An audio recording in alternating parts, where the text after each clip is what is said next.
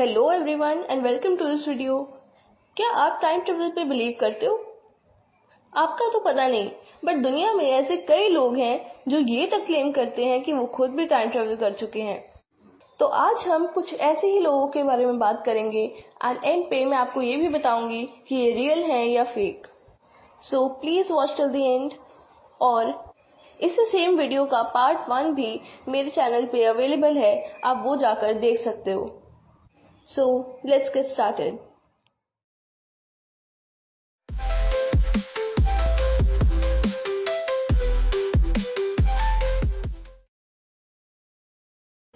मार्च 19, 2003 को याहू ये news report करता है कि एंड्रयू कार्लसन नाम के एक इंसान को एसईसी द्वारा इनसाइडर ट्रेडिंग के लिए पकड़ लिया गया है, क्योंकि फाइनेंशियल क्राइसिस के दौरान सभी इन्वेस्टर्स को और ट्रेडर्स को बहुत भारी नुकसान हो रहा था।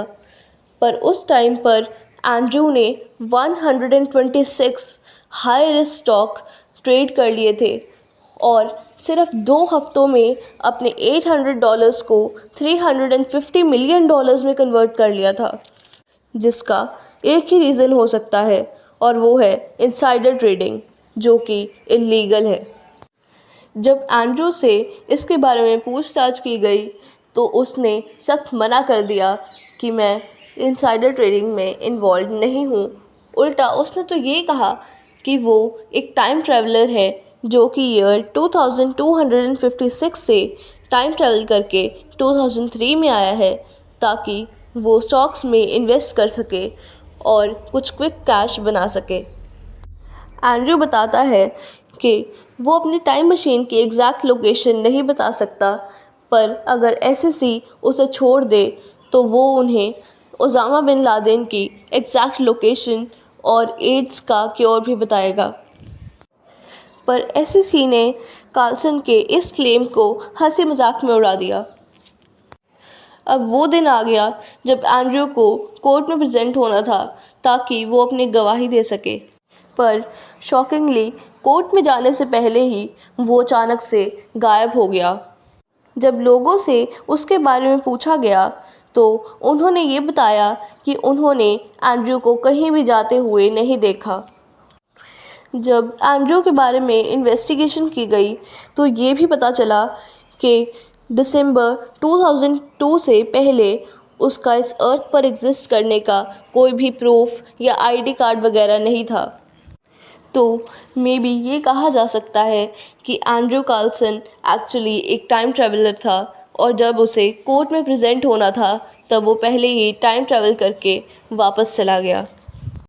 सो इन शॉर्ट, एंड्रयू कार्लसन को 2256 में रहने के कारण ये तो पता ही था कि 2003 में एक फाइनेंशियल क्राइसिस होने वाली है, इसलिए वो ईयर 2003 में आया और उसने ट्रेडिंग की, जिसके कारण उसने बहुत सारे पैसे कमा लिए।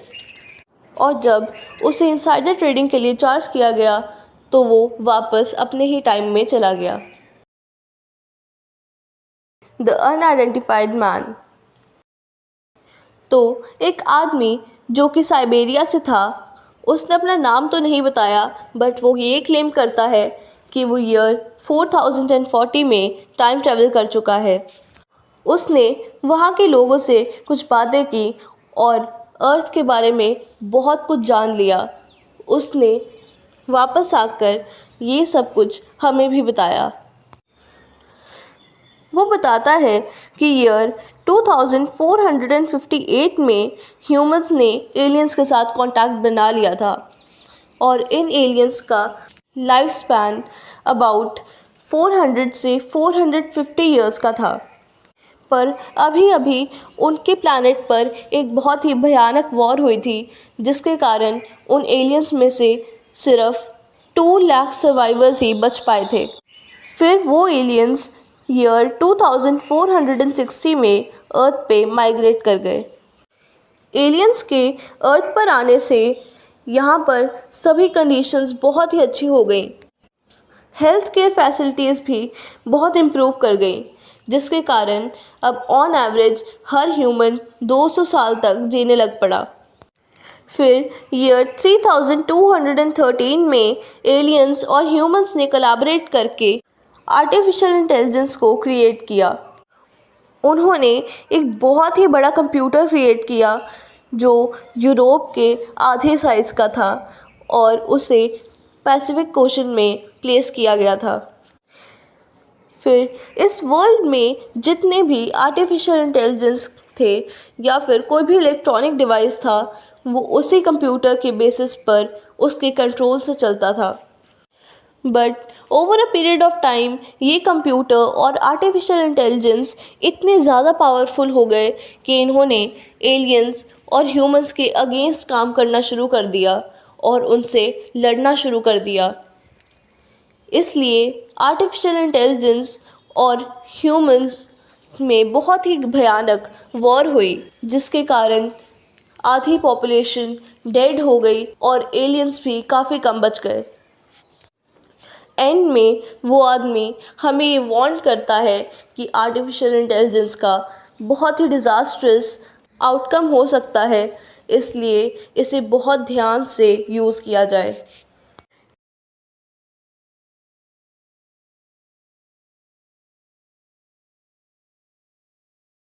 एक्चुअल में एंड्रयू कार्लसन की ये स्टोरी याहू पर वीकली वर्ल्ड न्यूज़ करके एक चैनल है उसके द्वारा पब्लिश की गई थी। जिस टाइम की ये बात है उस टाइम सभी न्यूज़ चैनल्स का मोस्टली सोर्स ऑफ न्यूज़ ये याहू ही हुआ करता था। इसलिए बस एक याहू के पोस्ट पर इस स्टोरी का मेंशन हुआ और बाकी सब न्यूज़पेपर्स और न्यूज़ चैनल्स ने इसे वहीं से उठा लिया। पर अब ये भी तो हो सकता है कि एंड्रयू कार्लसन ने सिर्फ उसी न्यूज़ चैनल को अपनी स्टोरी दी हो, पर एक्चुअल में जिस याहू चैनल ने एंड्रयू की ये स्टोरी पब्लिश की थी उसकी इमेज बहुत ख़राब थी। वो यूजली ऐसे फिक्शनल आर्टिकल्स छापता ही रहता था ताकि उसकी पब्लिसिटी बढ़े। इसलिए ये भी कहा जा सकता है कि एंड्रयू कार्लसन की ये स्टोरी बिल्कुल फेक है और उस न्यूज़ चैनल ने इसे बस फेम के लिए छापा था।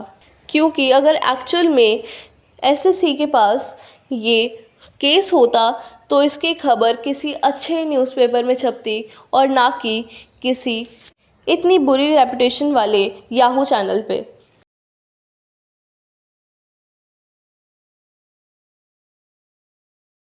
अब जो ये वाली टाइम ट्रैवल की स्टोरी है ये एक्चुअल में बहुत कन्विंसिंग है। मैंने जितनी भी रिसर्च की मुझे इसके बारे में कुछ ख़ास ये इन्फॉर्मेशन नहीं मिल पाई कि ये रियल है या फेक, और साथ ही साथ इसमें जो भी बताया गया है वो एक्चुअल में आने वाले सालों में सच हो सकता है। इसलिए मे बी ये वाली स्टोरी एक्चुअल में रियल है। जिस हिसाब से इस स्टोरी में सभी चीज़ें इतनी अच्छे से समझाई गई हैं उस हिसाब से तो देखकर ये लगता है कि ये स्टोरी रियल है, बट इसके बारे में इतनी ज़्यादा इन्फॉर्मेशन नहीं अवेलेबल थी, इसलिए मे भी मैं कोई पॉइंट मिस कर रही हूँ और ये फेक भी हो सकती है, but from my side it's actually real. तो इसी तरह ये वीडियो ख़त्म होती है। अगर आप चाहो तो इस स्टोरीज के बारे में आप भी अपनी राय कमेंट्स में दे सकते हो। अब हम मिलते हैं अगली वीडियो में। So till then bye.